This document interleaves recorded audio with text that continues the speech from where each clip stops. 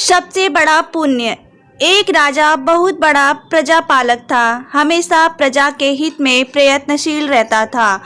वह इतना कर्मठ था कि अपना सुख ऐशो आराम सब छोड़कर सारा समय जन कल्याण में ही लगा देता था। यहाँ तक कि जो मोक्ष का साधन है अर्थात भगवत भजन, उसके लिए भी वह समय नहीं निकाल पाता था। एक सुबह राजा वन की तरफ भ्रमण करने के लिए जा रहा था कि उसे एक देव के दर्शन हुए। राजा ने देव को प्रणाम करते हुए उसका अभिनंदन किया और देव के हाथों में एक लंबी चौड़ी पुस्तक देखकर उसने पूछा, महाराज आपके हाथ में यह क्या है? देव बोले, राजन यह हमारा बही खाता है जिसमें सभी भजन करने वालों के नाम है। राजा ने निराशा युक्त भाव से कहा, कृपया देखिए तो यह इस किताब में कहीं मेरा नाम भी है या नहीं।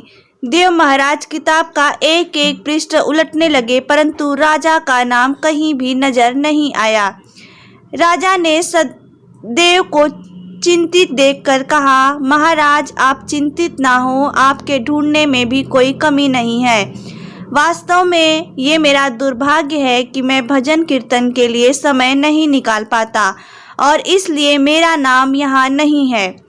उस दिन राजा के मन में आत्मग्लानि सी उत्पन्न हुई, लेकिन इसके बावजूद उन्होंने इसे नज़रअंदाज कर दिया और पुनः परोपकार की भावना लिए दूसरों की सेवा करने में लग गए। कुछ दिन बाद राजा फिर सुबह वन की तरफ टहलने के लिए निकले तो उन्हें वही देव महाराज के दर्शन हुए। इस बार भी उनके हाथ में एक पुस्तक थी। इस पुस्तक के रंग और आकार में बहुत भेद था और यह पहली वाली से काफ़ी छोटी भी थी। राजा ने उन्हें प्रणाम करते हुए पूछा, महाराज आज कौन सा बही खाता आपने हाथों में लिया हुआ है?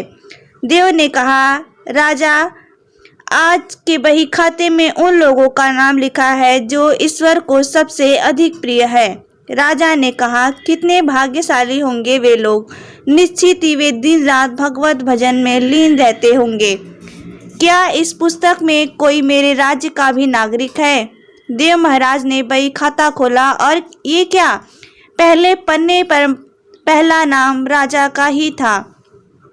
राजा ने आश्चर्यचकित होकर पूछा, महाराज मेरा नाम इसमें कैसे लिखा हुआ है? मैं तो मंदिर भी कभी कभार ही जाता हूँ।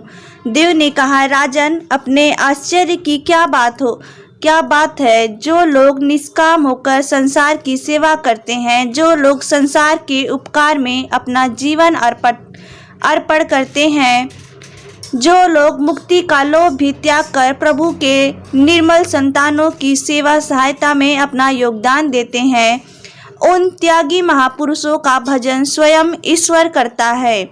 ए राजन तुम मत पछता कि तू पूजा पाठ नहीं करता, लोगों की सेवा कर, तू असल में भगवान की ही पूजा करता है। परोपकार और निस्वार्थ लोक सेवा किसी भी उपासना से बढ़कर है। देव में वेदों का उदाहरण देते हुए कहा है, कुर्वु वेन कर्माणि जिजी विशेषणम समा एवांतनाम नान्यतो अस्ति व कर्म लिप्यते नरे। अर्थात कर्म करते हुए 100 वर्ष जीने की इच्छा करो तो कर्म बंधन में लिप्त हो जाओगे। राजन भगवान दीन दयालु हैं, उन्हें खुशामद नहीं भाती बल्कि आचरण भाता है।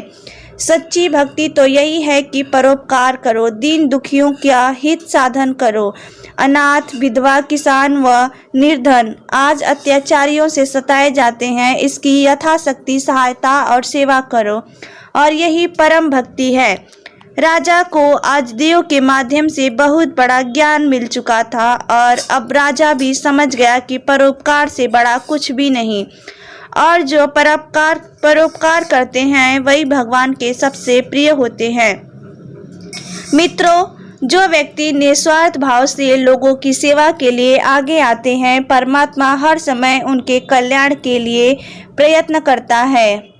हमारे पूर्वजों ने कहा भी है, परोपकाराय पुण्याय भवति, अर्थात दूसरों के लिए जीना, दूसरों की सेवा को ही पूजा समझकर कर्म करना, परोपकार के लिए अपने जीवन को सार्थक बनाना ही सबसे बड़ा पुण्य है।